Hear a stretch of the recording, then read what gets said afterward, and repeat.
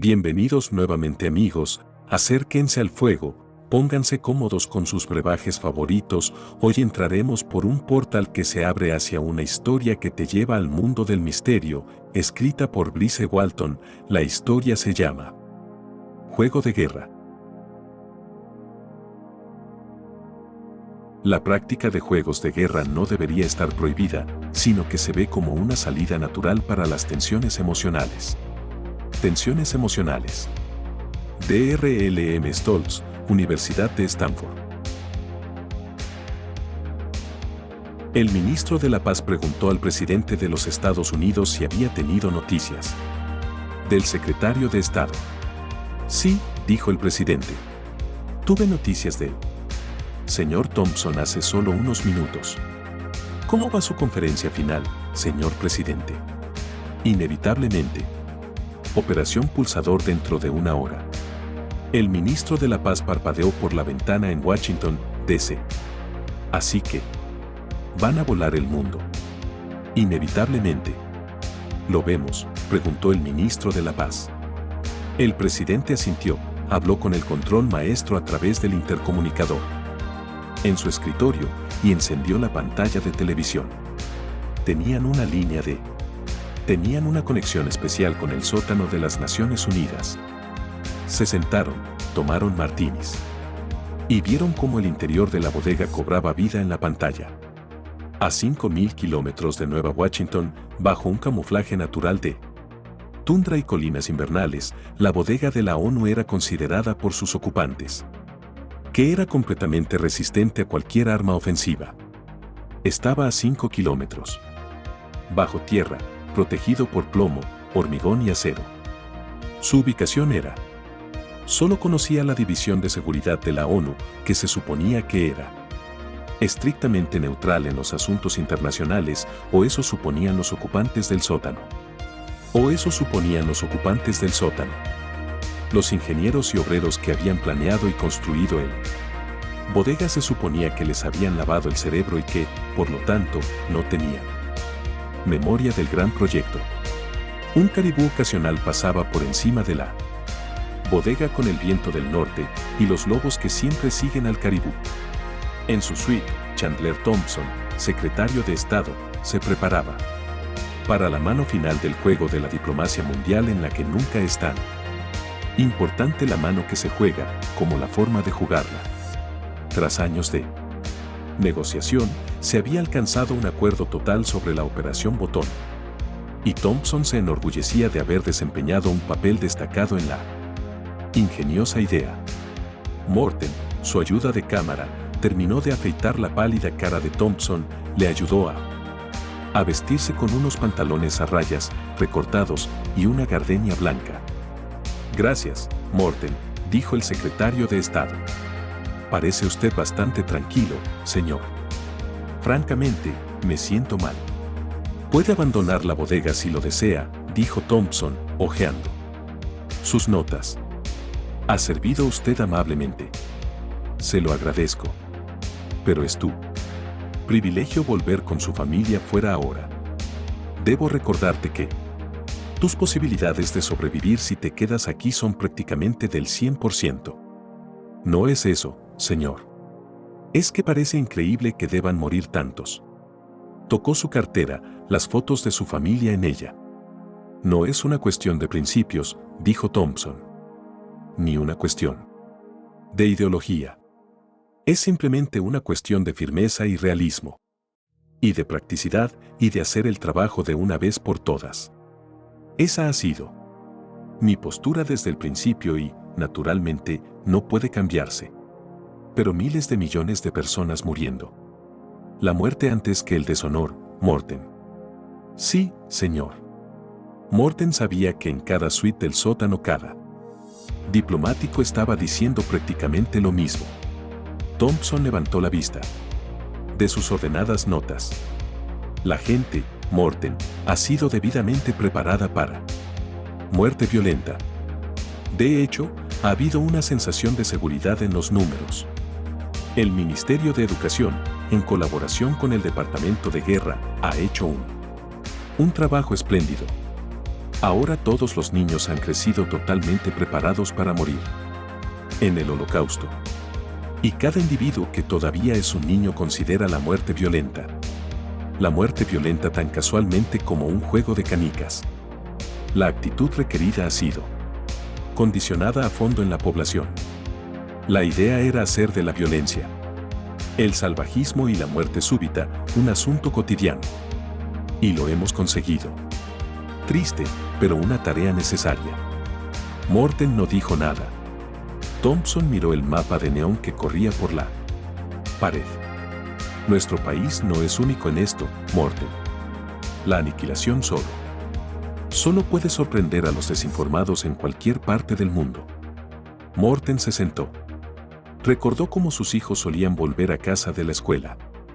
De la escuela jugando a juegos de guerra, manipulando cañones atómicos de juguete. Y cosas por el estilo. Recibían notas adicionales en la escuela por ser y cooperar durante los simulacros de bomba atómica y los preparativos para desastres termonucleares. Estaban muy orgullosos de sus placas de identificación que venían con las cajas de cereales. Por las tardes, en la parte de atrás, solían hacer juegos de enterrar a los muertos. Thompson decía, ¿recuerdas la delincuencia juvenil? Era necesaria. Había que condicionar psicológicamente a millones de personas para la operación asesino. Una actitud insensible y fatalista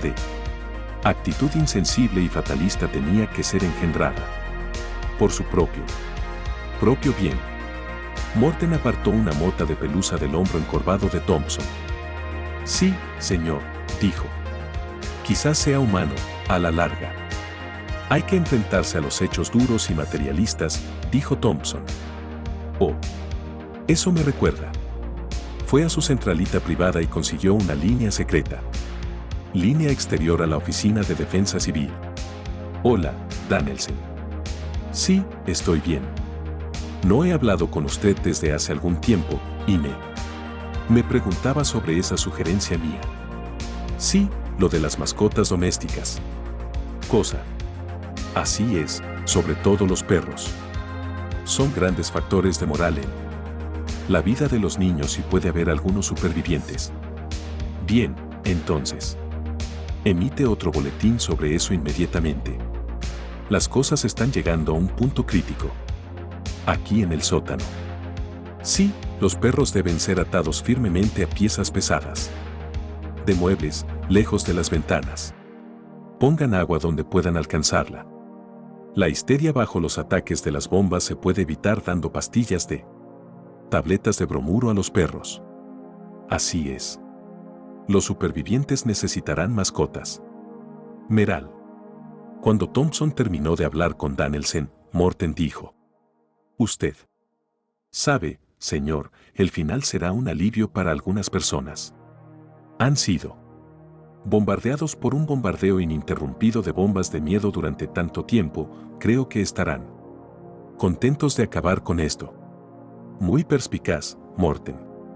Ese ha sido uno de los objetivos principales de la guerra psicológica. De la guerra psicológica en la preparación. Thompson consiguió otra línea exterior. Dawson, Defensa Civil. Mientras esperaba a que Dawson entrara, dijo a Morten: saca las pistolas de duelo del armario, por favor. Morten asintió. Hola, Dawson. Bien, bien, las cosas están llegando a un punto crítico aquí. ¿Cuánta distribución has conseguido en los obenques? ¿80%? Excelente. No he sabido nada de Harry sobre los detalles desde hace tiempo. Quería comprobarlo personalmente. Como dices, nunca he perdido mi contacto con las bases. Mi sensación desde el principio fue que millones de ataúdes de madera estarían fuera de lugar. Las láminas de plástico de color verde oliva parecía ser el único recurso práctico desde el principio. La importancia psicológica de sacar los cuerpos de la vista lo más rápido posible. No se puede enfatizar lo suficiente. Oh, Dawson, un momento, sí. Sé lo de los parques públicos, los patios de recreo y los terrenos baldíos en los suburbios. Pero ¿qué pasa con la ciudad de Nueva York? La única manera es enviar los cuerpos por el río Hudson usando los muelles como morgues. El problema de dónde poner tantos cuerpos, particularmente cuando todos aparecerán para su eliminación al mismo tiempo, es un problema considerable. Si se permite que las tumbas sean de 3 por 6 tumbas, con 1 metro de pasillo, el problema de la superficie adecuada para la eliminación es primordial. Thompson apagó la conexión. Thompson movió los dedos sobre las pistolas de duelo del calibre 38 en el estuche forrado de terciopelo. Sus ojos se suavizaron con la nostalgia. Regalo del antiguo secretario de guerra. Mi hijo, Don, aprendió a disparar con esta cuando tenía solo 6 años. Si hubiera vivido hasta ser adulto, habría sido un duro luchador. Pero fue asesinado por una banda de delincuentes rivales cuando tenía 12 años. Solo llegó un poco antes. Acababa de terminar leer a Niebuhr, así que conocía la trágica ironía de la historia. Thompson balanceó una de las pistolas en su mano. Miró su reloj. Es la hora, dijo religiosamente. Cuando Thompson entró en el salón de ministros, los representantes de 5 naciones con equilibrio de poder se levantaron a la vez en deferencia al sexto. Morten se sentó discretamente en un rincón lejano, sosteniendo el estuche de pistolas de duelo sobre sus rodillas. Thompson se sentó. El acta de la última conferencia fue leída por un secretario mecánico. Un resumen de su acuerdo final sobre la Operación Pulsador fue revisado brevemente por el secretario traductor automático. Secretario automático. No se sugieren cambios. La superficie de la enorme mesa de conferencias era algo así como un gigantesco mapa topográfico del mundo. Cubría quizás unos 1000 metros cuadrados. Metros cuadrados y había sido construida por artesanos, ingenieros y científicos. Y científicos con perfecto detalle electrónico. Era tan realista que irradiaba una especie de sensibilidad, casi parecía respirar con asombrosa precisión la respiración de importantes ciudades estratégicas. Ciudades, puertos, centros de comunicación y fabricación estratégicamente situados. Ante cada ministro había una consola con varios botones. Cada ministro se levantó, pronunció un discurso sobre los derechos soberanos de la nación particular o el bloque de naciones que representaba. En cada caso, los discursos le parecían iguales a Morten. Sabía que si simplemente el nombre de país o bloque en cada discurso, el resto sería igual y sonaría como lo mismo, y sonaría algo así como: señores, un pueblo libre como tal no puede seguir tolerando que un militante que rearma a fulano de tal. Todas las demás posibilidades han sido discutidas y rechazada. Debo decir ahora que en este momento debe existir necesariamente un estado de guerra entre tal y tal y tal. Morten llevaba años escuchando variaciones de esto. Se lo sabía todo. De memoria. Cuando cada ministro hacía esta implacable declaración, se sentaba y, sin más ceremonias, pulsaba uno o varios botones de su consola privada. Consola privada. En el mapa topográfico, a medida que se pulsaba un botón, una sección importante del mapa, una zona, una ciudad, un puerto, un centro industrial, transporte, comunicación o centro industrial de fabricación, dispararía chispas realistas, humo, y luego se desmoronaría en escombros sin vida. En escombros sin vida. Morten trató de controlar el estremecimiento y las contracciones de sus músculos. Una intrincada red de relés electrónicos conectados con bombas termonucleares. Bombas termonucleares salían por todo el mundo y se conectaban al mapa de la mesa de conferencias. Millones de personas han volado por los aires en algún lugar. Pensó Morten. Otro ministro terminó su discurso, se sentó y pulsó botones. Más. Humo y destellos se dispararon. Millones de personas en alguna parte acaban de ser aniquiladas. Acaban de ser aniquilados, pensó Morten. No parece posible, pensó. Pensó entonces. No es posible. Es una especie de locura final. Pero está ocurriendo. Se había decidido que este era el camino directo y sencillo, evitando largos programas de movilización y guerra que hacen perder el tiempo. Si la conclusión. Se había planteado la cuestión, ¿por qué no ir directamente a ella por el camino más corto y eficaz? Y la respuesta era tan inevitable como la pregunta. Más ministros se levantaron, hicieron sus declaraciones finales y pulsaron botones. Pequeñas bocanadas y nubes de humo se extendieron por la mesa de conferencias, ocultando los contornos faciales distintivos y convirtiendo a los ministros en formas de sombra mientras Morten observaba. Solo 2 de los ministros no habían pulsado aún sus botones. Solo 2 sectores del mundo siguen vivos, pensó Morten. Tosió. Mientras un humo acre se arremolinaba en la habitación. Sintió una especie de bendita parálisis adormecida. Casi podía sentir que el mundo entero se convertía en un infierno radiactivo a su alrededor, hongos de tamaño gigantesco brotando rápida y furiosamente en la última gran secuela de lluvia. Sin embargo, apenas podía imaginar cómo era realmente ahora, fuera de la bodega. Pensó vagamente en los perros, preguntándose cuántos de ellos habían evitado la histeria por haber sido atados a muebles pesados y haberles dado pastillas de bromuro de sodio. Tabletas de bromuro de sodio. Los niños que sobrevivieron necesitarían mascotas. Morten se quedó sentado, tratando de ver a través del humo que se hacía más denso. Intentó sentirse agradecido por haber estado en el sótano. Pero en unos pocos segundos, Estados Unidos también podría ser destruido. ¿Qué pasaría entonces? ¿Y si solo quedaba Estados Unidos permaneciera, sería eso mejor? Se había resistido a esa especulación, pero ¿cómo podría resistirla? ¿Cómo podría resistirse a ello por más tiempo? Los ministros tenían sus esposas, familias, amantes en el sótano. Y suministros suficientes para durar indefinidamente. Pero la familia de Morten estaba fuera. En unos segundos podrían estar muertos. Después de eso, nada. Nada en absoluto. Oyó a Thompson decir con voz tranquila. Morten, las pistolas. También escuchó al otro ministro decir en ruso que quería su pistola. Morten tenía que respetar el acuerdo secreto que Thompson y el ministro ruso habían hecho ayer. Después de que los otros ministros presionaran sus botones, Thompson y el ruso se batirían en duelo y luego el superviviente del duelo pulsaría su botón. Alguien debe ganar, habían acordado Thompson y el ruso.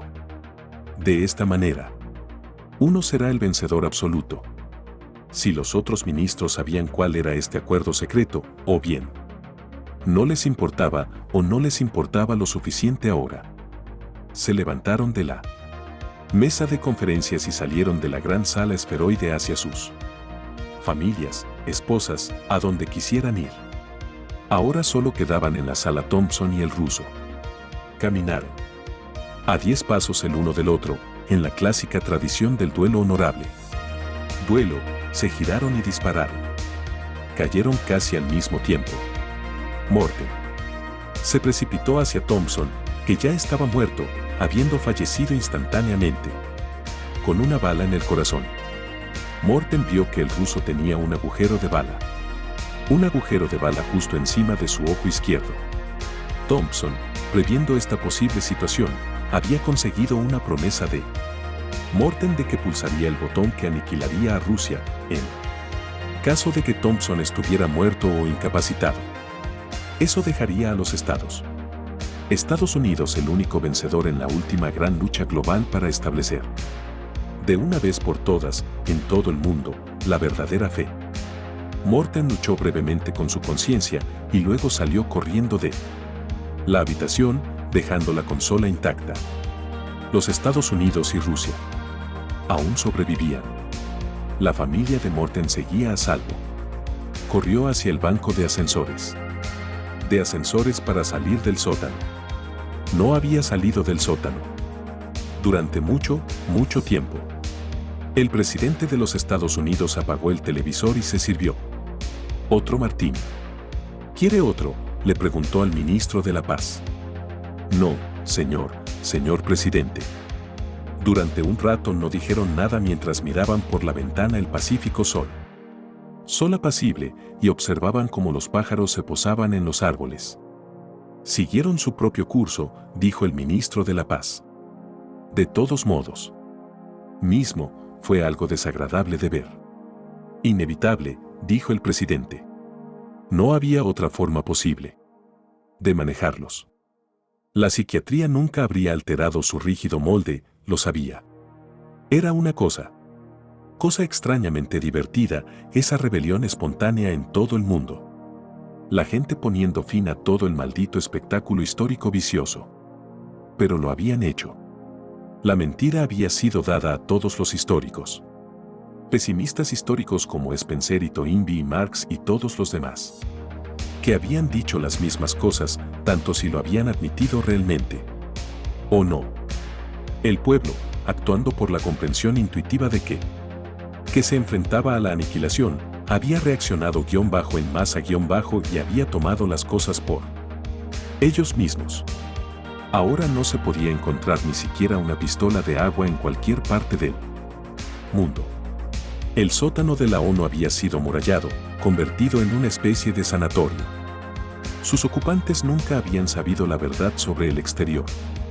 Thompson y ese absurdo ruso estaban muertos. Pero, ¿qué hay de los otros en el sótano? Que aún vivían allí y creían que eran los únicos supervivientes que quedaban en el mundo. Pobres desgraciados, pensó el presidente.